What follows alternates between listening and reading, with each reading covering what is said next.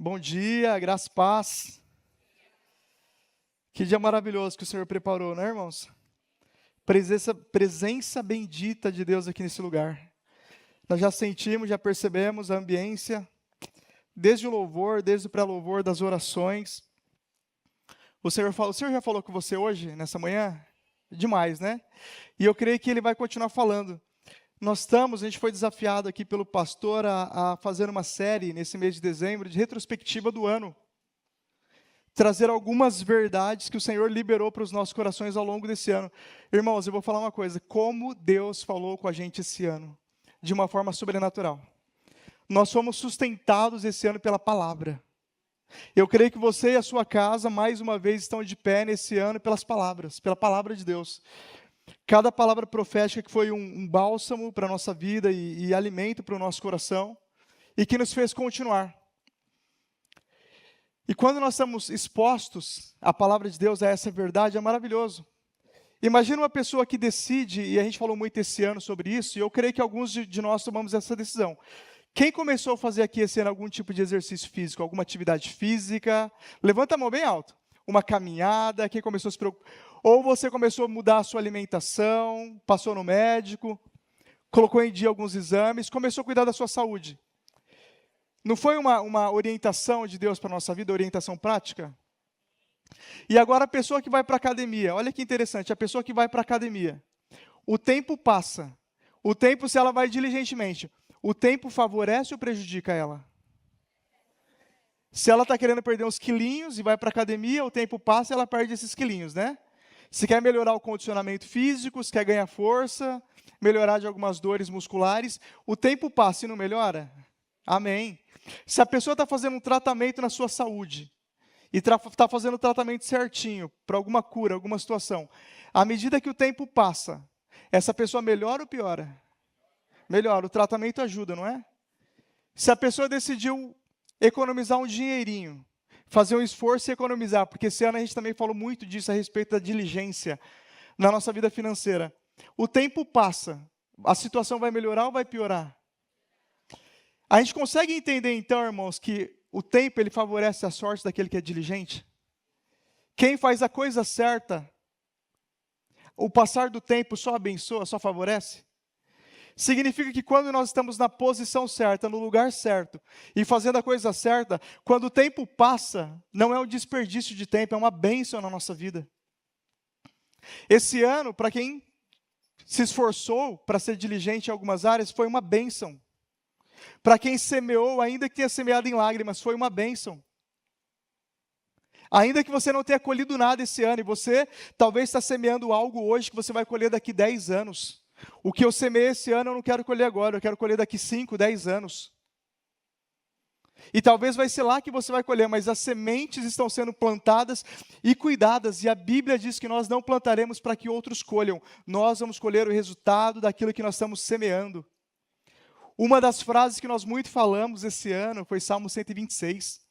Aqueles que semeiam em lágrimas colherão em alegria. Porque em Salmo 126 fala do Deus das grandes coisas, e isso é maravilhoso para a nossa vida. Então, à medida que o tempo passa, irmãos, nós seremos favorecidos. Nós seremos mais abençoados.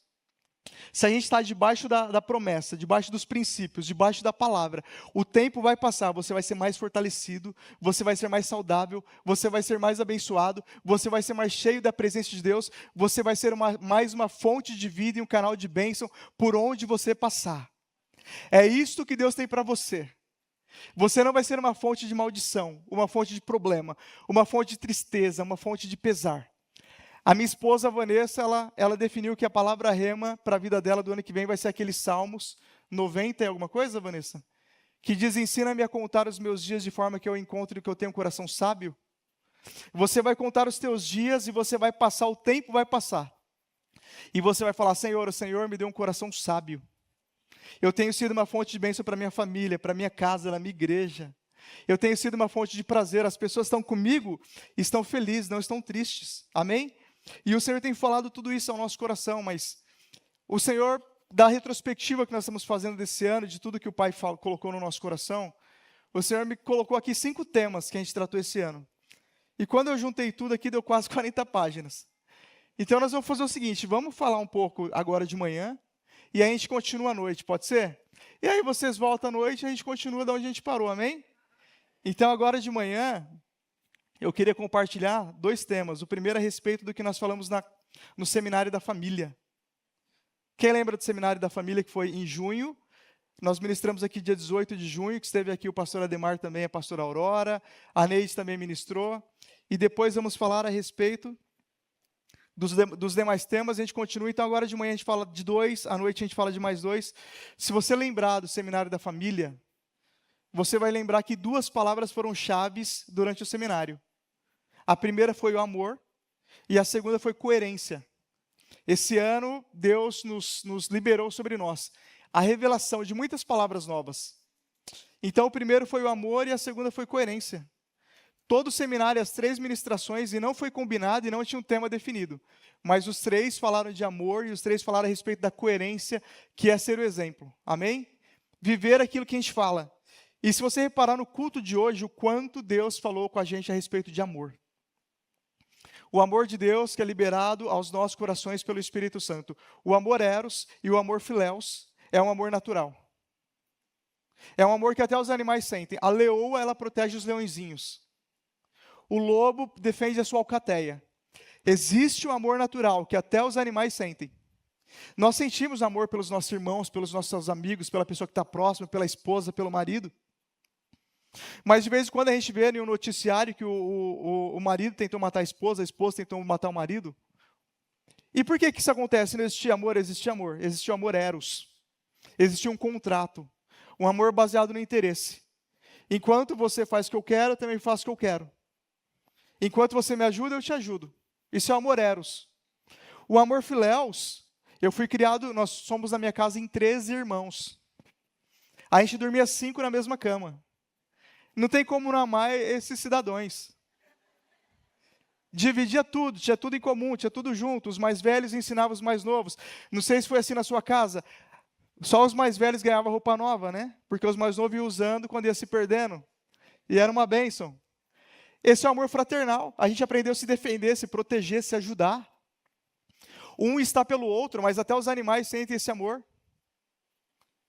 Agora, o amor ágape, que é o amor de Deus, esse amor é espiritual. O amor que faz você amar o inimigo, amar aqueles que te odeiam, perseverar quando as pessoas não merecem, dar um próximo passo, continuar abençoando outras pessoas. Esse amor ele é derramado no nosso coração pelo Espírito Santo. É só Deus que pode liberar esse tipo de amor no nosso coração. Esse é o amor ágape, é o amor de Deus que é liberado para nós. Ismael, e como eu tenho esse amor no meu coração? Todos nós que temos o Espírito Santo temos esse amor. Agora, se ele vai crescer, vai depender do quanto nós vamos exercitar.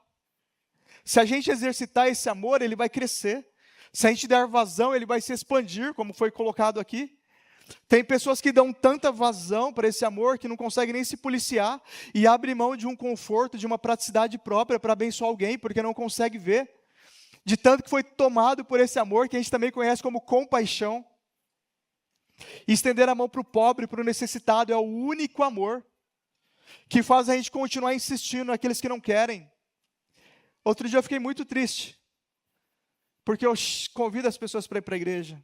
Eu só falta colocar um tapete vermelho para os amigos, e falo de Jesus, e falo das promessas, e falo da importância da gente ter uma vida com caráter, e falo das consequências boas, e falo das consequências ruins, e eu falo que tem céu, e falo que tem inferno, e eu falo de tudo, para os amigos de trabalho. Alguns vêm para a igreja, outros não se preocupam com isso. Mas no dia que um colega estava fazendo a listinha para ir para o bar, faltou espaço no caderno de tanto nome que queria ir. E eu falei, Jesus, eu vou largar esse povo para lá, para mim que vá tudo para o inferno. Se não quer ir para o céu, que vá para o inferno. Mas isso dura 30 segundos, né? Porque o Espírito Santo fala, eu não desisti de você, você vai continuar. Você vai continuar. Agora para de falar e começa a orar. Para de falar e aumenta a oração. Para de falar e aumenta o choro e o gemido e o jejum e a intercessão para essas pessoas. E eu vou operar de dentro para fora. Porque é só o amor de Deus que é derramado no coração de uma pessoa que faz ela insistir com pessoas que não querem. Conhecer o Evangelho, conhecer o Reino. E quantas pessoas não nos prejudicam?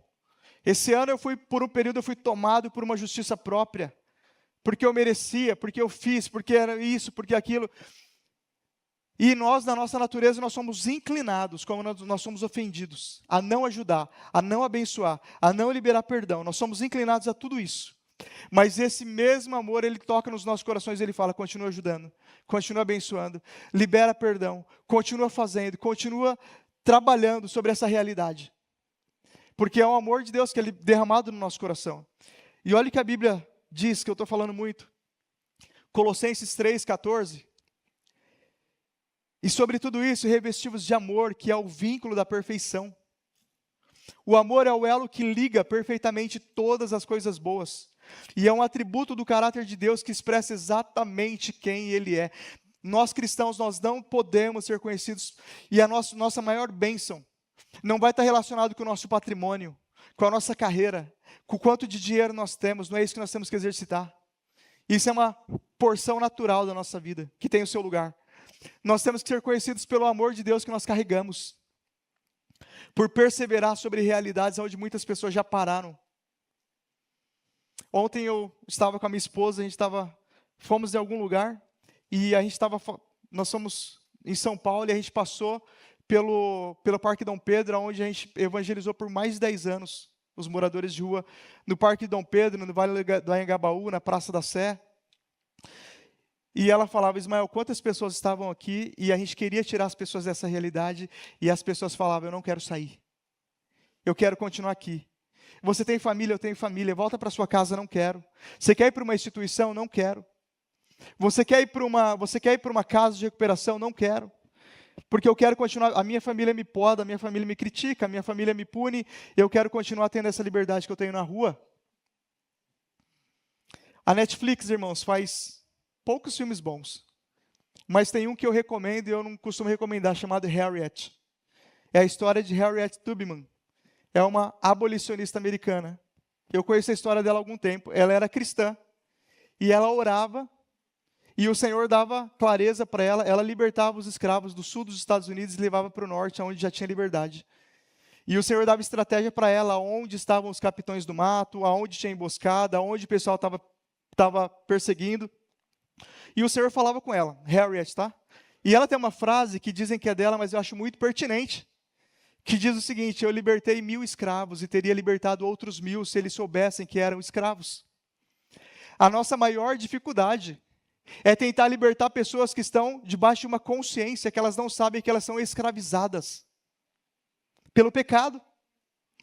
E a gente só falta querer bater nas pessoas, para que as pessoas tenham os olhos da sua mente e do seu coração abertos, para entender que uma realidade de pecado, que uma realidade longe de Deus, a prejudica, porque o salário do pecado é a morte.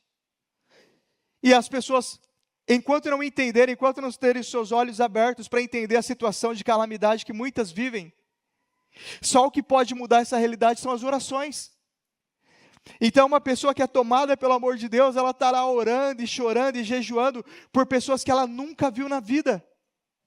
O que leva um cristão no Brasil a sair do Brasil e ir para a África, ou para qualquer lugar do mundo, se não for um amor maior do que a sua própria razão, maior do que todas as demais emoções, maior do que o seu conforto, e é este amor que ele é derramado no nosso coração pelo Espírito Santo. Esse amor, ele já está dentro de mim, dentro de você. Às vezes a gente vai poldando, limitando, mas o Senhor, ele quer nos usar nesse amor infinitamente mais. Ninguém pode parar o leito de um rio que transborda, ninguém pode parar uma represa que rompe. Na hora que esse amor, ele rompe no seu coração, você fala, Senhor, faz de mim um pescador de almas, porque é mais importante do que todas as outras coisas. Todo o resto vira complemento para você viver o seu propósito. E o nosso propósito como filhos é o ministério da reconciliação. A Bíblia diz que Jesus nos reconciliou com o Pai e nos confiou o ministério da reconciliação. Eu estou no meu local de trabalho, não é para dar resultado, é para reconciliar pessoas com Deus. E quando não tiver mais esse propósito lá, Deus pode me tirar de lá? Você está na sua faculdade, na sua escola, não é para uma boa formação, isso é plano de fundo. A bênção já está sobre a sua vida. Você está sobre aquele lugar para você reconciliar pessoas com Deus. É para isso que nós somos chamados. Nós aprendemos esse ano também que a nossa carreira, o nosso patrimônio, quando Jesus voltar, vai ficar tudo para o anticristo. Enquanto nós estamos aqui na terra, tem o seu papel, a gente tem que trabalhar todos os dias, com diligência, construir uma carreira, tudo isso é relevante. Mas não adianta a gente perder a nossa paz, a nossa alma, a nossa salvação por isso não. Porque tudo isso fica. O carro novo, já falei que você tanto tem sonhado, olha, se tiver dentro do seu orçamento, compra, se não tiver, não compra, tá? Não perca a sua paz para pagar uma conta não, porque quando Jesus voltar vai ficar tudo para o anticristo. Não perca a sua salvação, nem a sua paz, nem a sua alegria por nada que é material. Aquilo que você precisa para viver o teu chamado já está em você. E parte desse amor. Nós não podemos falar em igreja sem falarmos em família, e não podemos falar em família sem falarmos em relacionamentos. E a base de todo relacionamento saudável é o vínculo da perfeição, que é o amor. Nós precisamos deixar que esse atributo do fruto do Espírito cresça na nossa vida. Em João 3,16 e 17 diz: porque Deus amou o mundo de tal maneira que deu seu Filho unigênito, para que todo aquele que nele crê não pereça, mas tenha vida eterna.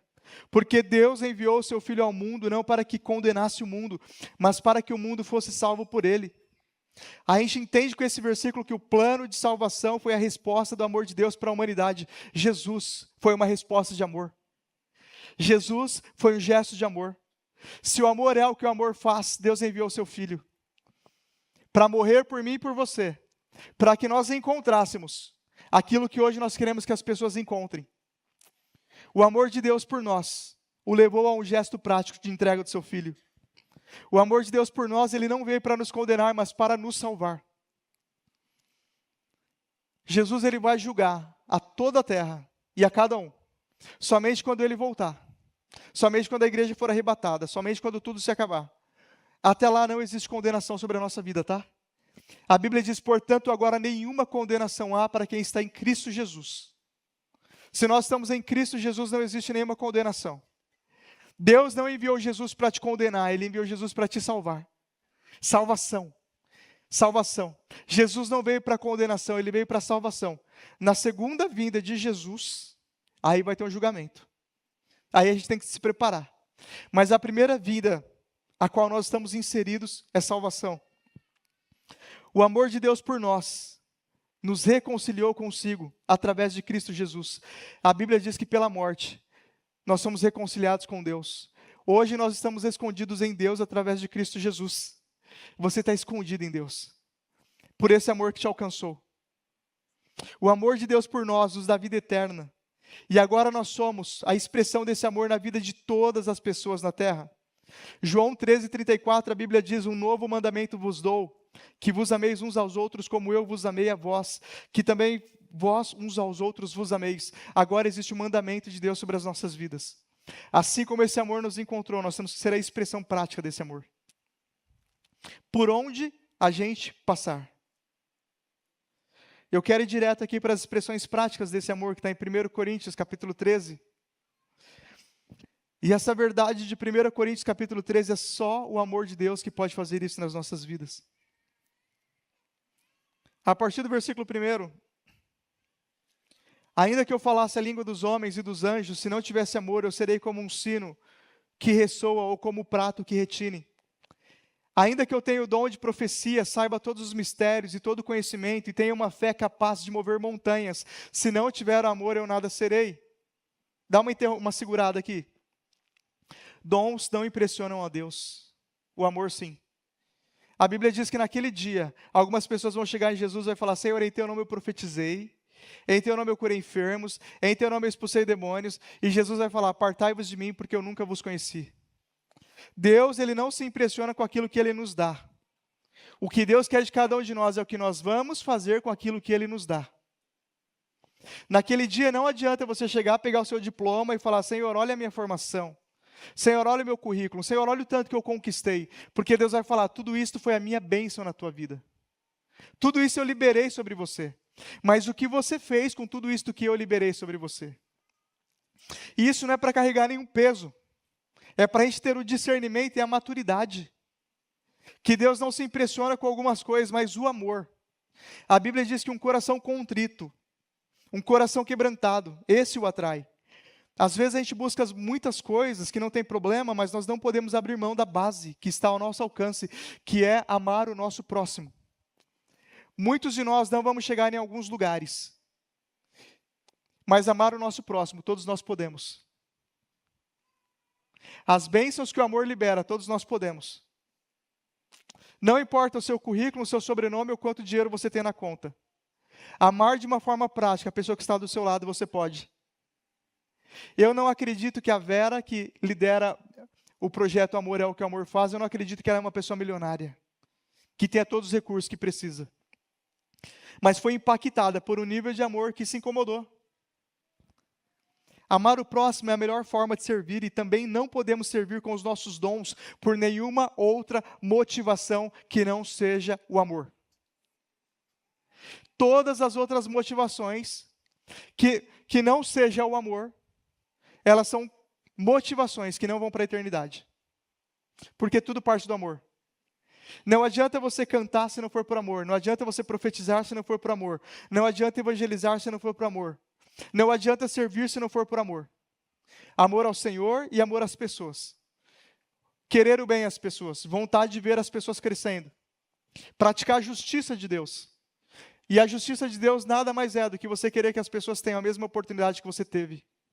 De um dia ter um encontro com Deus e ver a sua história mudada, transformada.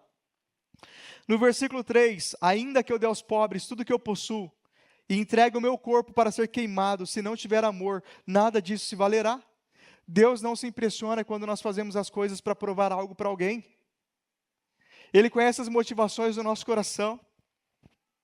E quando você faz por amor, ninguém precisa ver. E quando você faz por amor, você não precisa provar nada para ninguém. Às vezes eu oro na minha casa, no meu quarto e falo: Senhor, abençoa tal pessoa, cura tal pessoa. Eu não preciso estar lá para orar e te pedir a cura. E a pessoa não precisa saber que eu impus as mãos e que ela foi curada ou abençoada através da minha oração, porque eu não estou fazendo para que eu tenha um nome, eu estou fazendo para que a pessoa viva um milagre. E para que o nome de Jesus seja glorificado. Teve uma das ministrações esse ano que nós falamos a respeito do secreto, foi uma palavra de terça-feira, a importância do secreto. Defina as suas metas e as áreas da sua vida onde você vai trabalhar no próximo ano e não conte para ninguém. Deixe os resultados virem e deixe o resultado vir através da sua vida. Sobe o nível de oração, sobe o nível de busca, sobe o nível de leitura da Bíblia, sobe o nível de conhecimento e de revelação. E deixe os resultados falarem por si. Porque esse ano nós aprendemos a tirar das nossas costas o peso de ter que provar algo para alguém. Nós temos liberdade, para a liberdade Cristo nos libertou. Para viver uma vida de aceleração. Quando nós fazemos algo para provar para alguém ou para impressionar alguém, a vida no reino ela flui a partir de corações posicionados e motivações corretas. As motivações erradas, elas fazem a gente remar contra a maré, a gente está batendo em portas que não se abrem. Vamos voltar para a motivação e a base é o amor. Esse ano nós aprendemos muito a respeito de tratar as raízes. Curar as raízes, tratar as raízes, voltar para as raízes. E o amor é a maior e principal de todas as raízes. A semana passada eu tive muito problema com falta de energia, árvore caída. Muitos de nós aqui, centenas de árvores. E uma das árvores, na quinta-feira, eu fiquei no pé de uma árvore, no pé de um poste das 9 da manhã até as 8 da noite. Eu fiquei no pé de um poste, esperando a Enel religar a energia, para a gente não ter um problema grande ao longo desta semana. Eu fiquei o dia inteiro no sol, no pé de um poste, esperando a Enel religar. E liga para um, liga para outro. E o que acontece? Uma coisa que eu percebi da árvore que caiu naquele poste, que bagunçou o meu dia, é que simplesmente ela não tinha raízes. Cresceu, tinha muitos galhos, raízes frágeis, vulneráveis. E mais uma vez isso reforçou no meu coração algo que eu tenho ensinado no meu local de trabalho. Não se preocupe em crescer, se preocupe em descer. Não se preocupe com coisas grandes, se preocupe com as coisas pequenas muito bem feitas. Raízes muito bem firmadas, motivações muito bem acertadas. E o amor é a principal e a maior de todas as motivações. Você vai acordar cedo e dormir tarde, você vai fazer de sol a sol, e você não vai se cansar pelo amor que flui no teu coração.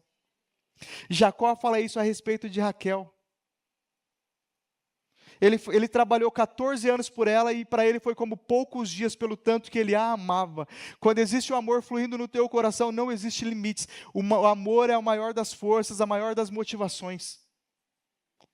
Se você deixar o amor de Deus, esse bichinho do amor picar o teu coração e crescer no teu coração, as pessoas podem falar, o inferno pode se levantar, as coisas podem acontecer, você vai continuar no seu lugar fazendo o que Deus te chamou para fazer.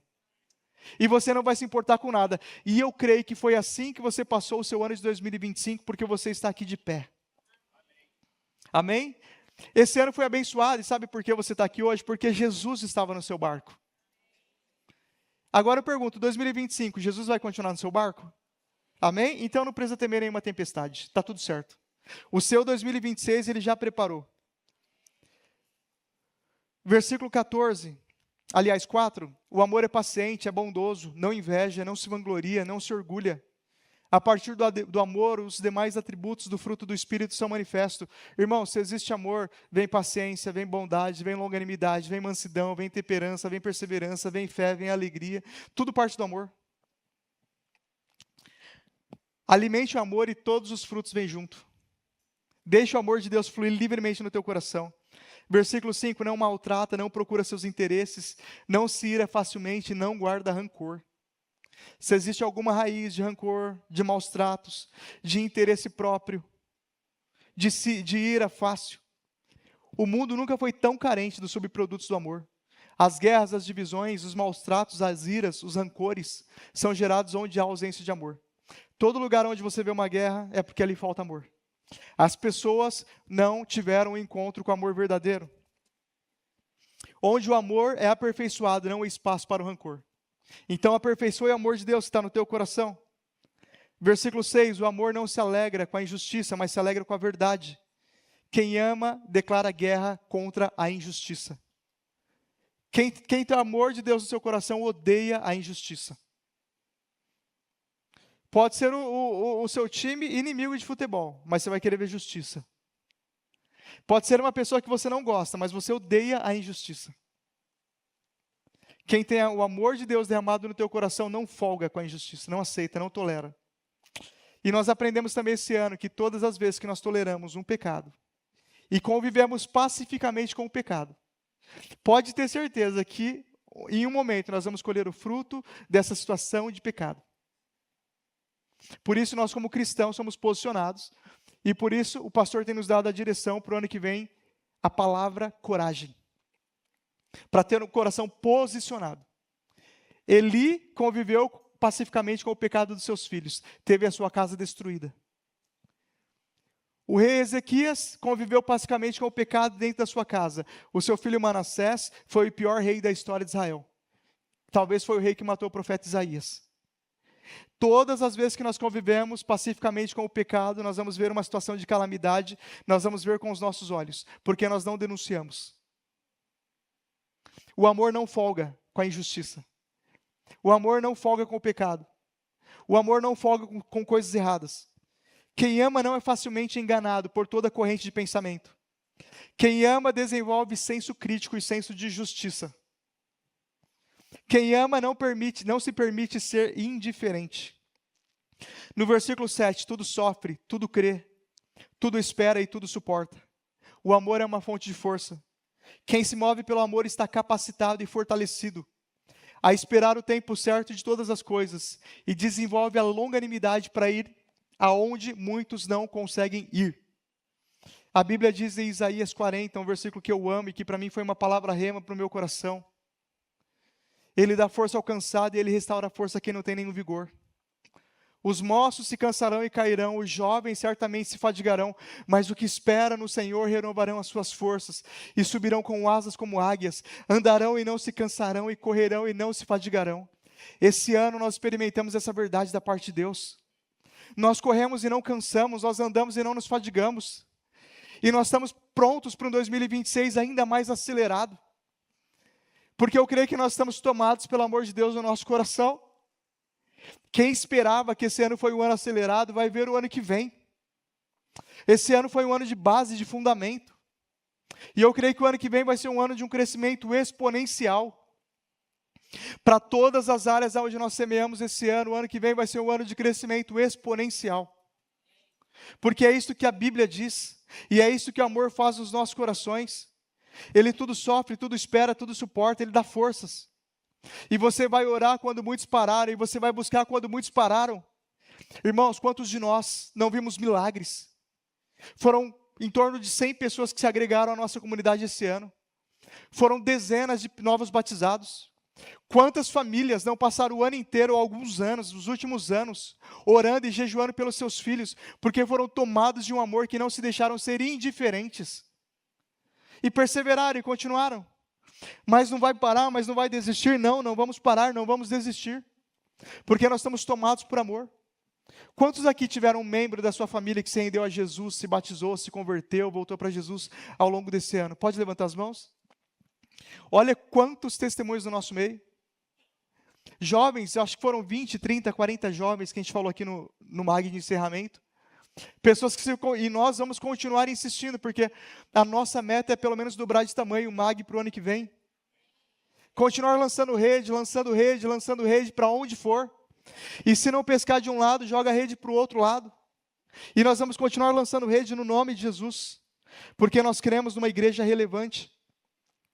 O amor tem alguns inimigos, e o principal dos seus inimigos é a iniquidade, é o pecado. E por isso que eu falei, quando a gente convive pacificamente com a iniquidade. Iniquidade são hábitos conscientes de pecado. Iniquidade, ação contrária à moral realizada deliberadamente. Quando nós convivemos deliberadamente com situações de pecado, nós estamos atraindo maldição para dentro da nossa casa. Parece uma palavra forte, mas tem que ser tratada. Toda vez que a gente sabe o que a gente tem que fazer e a gente não faz, nós estamos postergando o cumprimento de uma promessa de Deus na nossa vida. Todas as vezes que você sabe, o mundo chama isso de procrastinação. Todas as vezes que você sabe o que você tem que fazer e você não faz, você está postergando o cumprimento de uma promessa de Deus na sua vida. Quando você sabe que você tem que parar e se organizar e tratar da sua saúde. Quando você sabe que você tem que tratar da sua família, do seu casamento, dos seus filhos. Quando você sabe que é a hora de você voltar para Jesus. Quando você sabe que é a hora de você organizar a sua vida em todos os aspectos, e você não faz, você está postergando o cumprimento de uma promessa que já está liberada sobre a sua vida. E nós temos que ter esse cuidado sobre os hábitos, sobre hábitos e ações conscientemente realizadas, deliberadamente, hábitos de iniquidade. Nós precisamos mudar alguns hábitos na nossa vida, sim, alinhar, corrigir, o Senhor está nos alinhando. Por exemplo, como eu falei no começo, menos cobrança e mais exemplo. Mais exemplo, mais exemplo. Você quer ver as pessoas seguindo, seja mais exemplo em todas as áreas. Paulo fala para Timóteo, seja exemplo dos fiéis, nas orações, no partir do pão, no amor, na fé. Em tudo te dê por exemplo. Menos cobrança, mais oração, menos cobrança, mais compaixão. Os frutos falam mais alto que as palavras.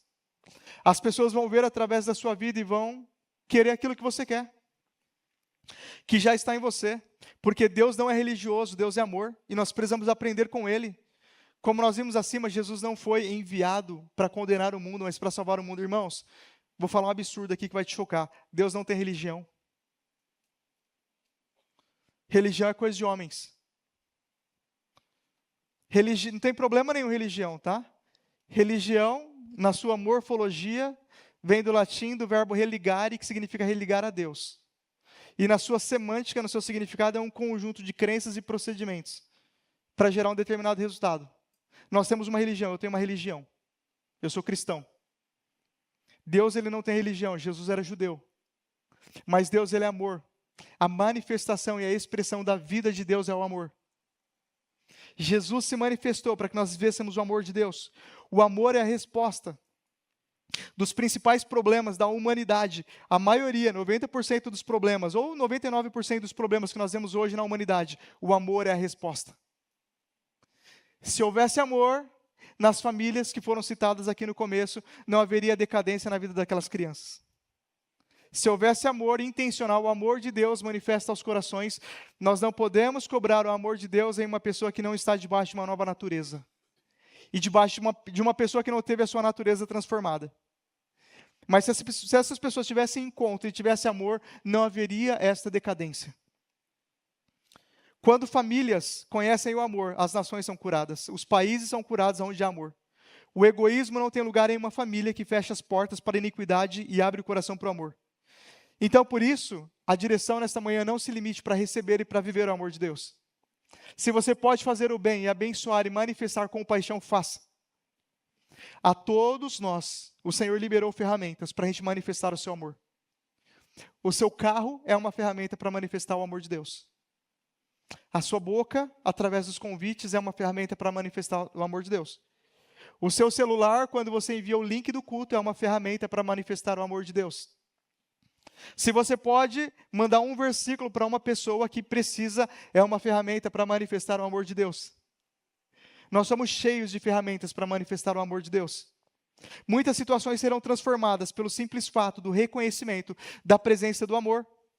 Existem pessoas que estão sendo e vão ser curadas pelo simples fato de saberem que são amadas. Quando uma pessoa entende que é amada por Deus, através das nossas vidas, isso cura, isso transforma, isso muda quadros e cenários. Tem pessoas que nunca ouviu a expressão eu te amo na vida. O que tem dentro do coração de uma pessoa desse jeito? Se o Espírito Santo não vir para transformar essa ambiência em uma ambiência de amor. E muitos não conseguem acreditar no amor de Deus, porque não conhecem o amor dentro de casa, através das suas formas e expressões, como serviço, palavras de afirmação, gestos, tempo de qualidade. Se as pessoas não conhecerem o amor dentro de casa, nos relacionamentos, não vão entender e aceitar o amor de Deus. Como que eu vou crer que Deus, sendo Deus, enviou o seu Filho para morrer por mim? Se eu nunca vi amor no meio da minha casa, da minha família, dos meus amigos, dos meus irmãos, e não conheço uma igreja que ama? Há pessoas que literalmente estranham o amor porque não conhecem. Tem pessoas que às vezes você trata, eu vejo isso principalmente no trabalho, às vezes tem os amigos, e porque alguns amigos começaram a vir para a igreja aqui, a gente começou, quando chega no trabalho, a gente se abraça. E tem pessoas que estranham e não entendem. Da mesma forma, quando a gente chega aqui nesse ambiente, abraça e cumprimenta, e boa semana, e bom dia, e bom domingo.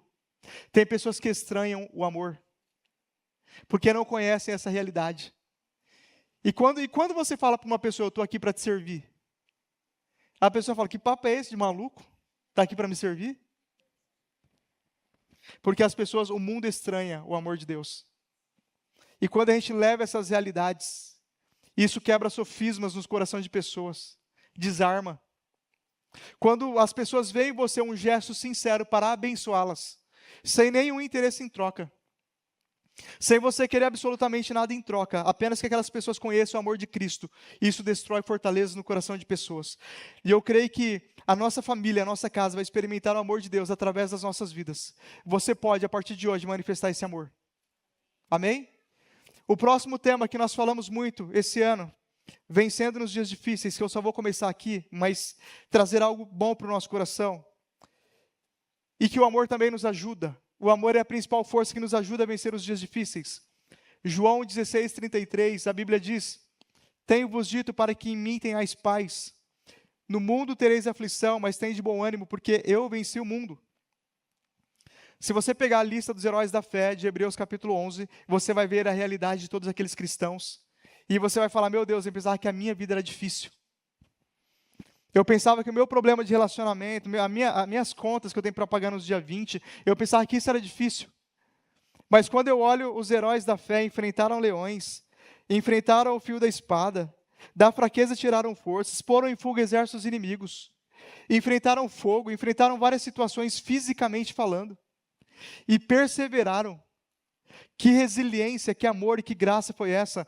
Aliás, resiliência foi outra palavra que a gente falou muito esse ano. Resiliência é a propriedade da matéria de depois sofrer uma pressão voltar à sua forma original. A resiliência na nossa vida é a capacidade de passar por todas as coisas e perseverar aonde Deus nos chamou. A resiliência é a capacidade de não deixar a sua posição, de não se contaminar no seu coração, de continuar fluindo e vivendo a partir de princípios e não por aquilo que você está vendo. A resiliência é a capacidade de passar um ano bom ou um ano ruim e continuar acreditando no Senhor e nas promessas que foram liberadas aqui sobre as nossas vidas. Então, para nós, resiliência significa passar por esses momentos. Em 1 Coríntios 15, 58, a Bíblia diz: sede firmes e constantes. Firmes e constantes. Esse ano o Senhor nos ensinou a desenvolver a resiliência. Pessoas tiveram as portas fechadas e o Senhor estava lá. Pessoas ficaram enfermas e foram curadas e o Senhor estava lá. Alguns de nós passamos por tratamentos e o Senhor estava lá. Alguns de nós fomos perseguidos e o Senhor estava lá. Outros fomos humilhados e o Senhor estava lá. Outro passamos o ano inteiro de portas fechadas e o Senhor estava lá, e porque Ele estava lá nós perseveramos de pé. É assim que nós passamos os dias difíceis. Nos dias difíceis, a resposta que nós damos não é o que as pessoas podem fazer por nós, mas o que nós podemos fazer pelas pessoas, pelo mundo, pela igreja, pelas empresas. Os dias difíceis são os dias que nos definem enquanto cristãos. São nesses dias que o Senhor espera o melhor de nós. A melhor resposta, o melhor posicionamento, a melhor fé. Ainda que nós tenhamos que pregar para nós mesmos, como Davi fazia nos dias difíceis. Ele dizia: digo a minha alma, espera em Deus, porque eu ainda o louvarei. São os dias difíceis que definem o nosso caráter, a nossa identidade em Cristo. São nesses dias que o fruto do Espírito em nós é experimentado. Que esses frutos crescem, que esses frutos amadurecem. Tudo na vida passa por um processo de maturidade. Nós vamos sendo transformados até chegar à estatura de varão perfeito como Jesus. E são nesses dias que nós somos exercitados. E a resposta que nós damos nesses dias vai dizer tudo sobre a nossa vida. Uma outra palavra que o Senhor deixou bem forte no nosso coração ao longo deste ano, e para mim isso é claro. Eu vi mais pessoas perdendo grandes chances e tendo um destino interrompido, mais por se sabotarem do que por falta de oportunidade. Eu vi mais pessoas se prejudicando porque não soube suportar o dia difícil e permanecer de pé e na posição. Eu vi mais pessoas abrindo mão de bênçãos que Deus tinha dado, de vitórias, de casamentos maravilhosos. Porque nos dias difíceis não ficaram na posição, porque não souberam passar por um dia ruim, por um dia mau, por uma estação mal, do que por falta de oportunidade. Tem pessoas que Deus deu uma pessoa maravilhosa e não está sabendo aproveitar. Tem pessoas que Deus deu uma família maravilhosa e não está sabendo aproveitar. Tem pessoas que Deus deu um emprego maravilhoso e porque está passando por um dia mal, está querendo sair. Tem pessoas que Deus deu um ministério maravilhoso, mas porque não está vendo frutos nessa estação, porque não entendeu que essa estação que está vivendo é uma estação de raízes e não de frutos, está querendo desistir, está querendo parar. A resposta que você dá nesses dias é o que vai definir o seu futuro todo. Existe um homem na Bíblia, e eu já estou encerrando, tá? Se os irmãos quiserem ir voltando, a culpa é do Diego e da Neide, tá? Eles que demoraram, eu não estou demorando não. Existe um homem na Bíblia que foi Boaz. Está lá em Ruth, capítulo 1, do 1 ao 6. A história de Ruth e Boaz nós conhecemos, e a gente fala muito de Ruth, a gente fala pouco de Boaz. A Bíblia diz em Ruth, capítulo 1, vou ler poucos versículos para a gente encerrar. E sucedeu que nos dias que os juízes julgavam, houve uma fome na terra. E por isso o homem de Belém saiu para peregrinar nos campos de Moabe, ele, a sua mulher e seus filhos. E era o nome desse homem Elimeleque e da sua mulher Noemi. Irmãos, eu não vou ler o restante da história, você pode ler na sua casa, porque a gente conhece a história de Ruth. Mas a Bíblia diz que houve fome na terra, e sempre que houve fome ali na época, na estação dos juízes, quando havia fome na terra, porque existia um desalinhamento espiritual no meio do povo. E teve fome ali naqueles dias, e para mim, as 3 coisas aqui para encerrar, que a gente tira, que nós tiramos ao longo desse ano de lição dessa história. Uma família saiu da sua posição e foi para uma terra distante, foi para Moabe. Saíram de Belém e foram para Moabe. Belém era um lugar ali da posição à terra prometida. A gente sabe que Moabe, a terra dos moabitas e dos amonitas, a terra dos filhos de Ló, que não seguiam a direção de Deus. Elimeleque foi com a sua família para lá. O que a gente destaca dessa história? Moabe era um lugar de fuga. E nos dias difíceis, a primeira coisa que a gente busca é o lugar de fuga. Hoje a gente estava falando no Maturidade Cristã de manhã. Deus não vai ouvir as tuas orações se você está pedindo um lugar de fuga. Imagina Jonas orando: Senhor, prepara para mim uma passagem de navio barato, porque eu quero ir para Tarsis. E Deus falou: não, filho, você vai para Nínive. A minha direção para a sua vida é Nínive. O que você vai fazer em Tarsis? Imagina Elias orando: Jesus, prepara uma caverna aconchegante para mim, que eu quero ir para a caverna. Deus, não, seu lugar não é para a caverna não, seu lugar é para pregar a palavra. Orações na nossa vida que indica que buscam um lugar de fuga, Deus não vai preparar. Deus não vai ouvir. Em 2016, eu juntamente com a minha casa, a gente queria ir embora do Brasil. Oramos, fizemos jejum, buscamos a palavra, tudo aquilo que o crente faz quando quer alguma coisa. Vinha para a igreja, estava firme, Jesus abre as portas, prometemos muitas coisas, nós vamos fazer a obra. Ficou claro para o nosso coração, não é lá, é aqui. Se for lá, vai ser no tempo. A minha sogra, irmãos, aquelas irmãs de oração, me faz passar um nervoso. Quando a gente falou com ela, e eu falei: tia, ora por nós que a gente está querendo ir embora do Brasil. Ela pegou assim: não é de Deus.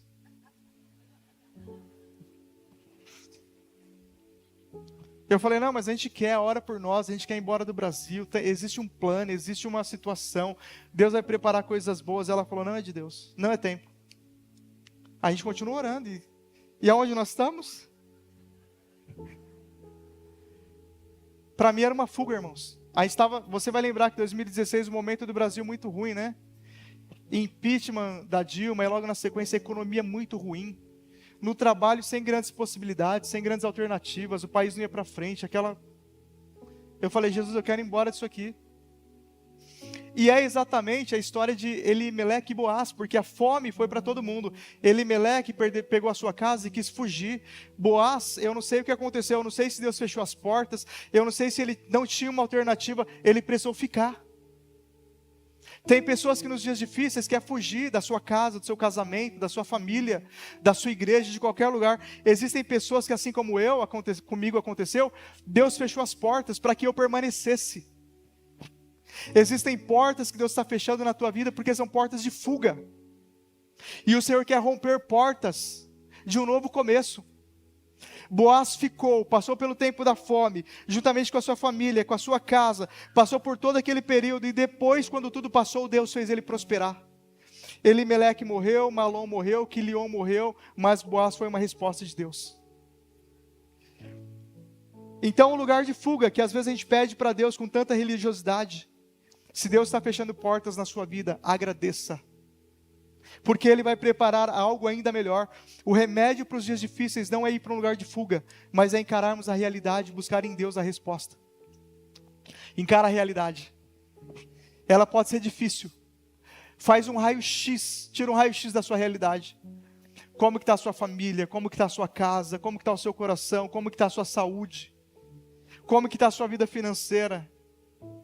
Se o teu coração tem rebelião, se não tem rebelião, se os seus filhos estão buscando a Deus, se não estão buscando a Deus, tira um raio-x da sua realidade e coloca nos pés de Jesus e fala: Senhor, a minha realidade é esta. Eu não gostaria de fugir.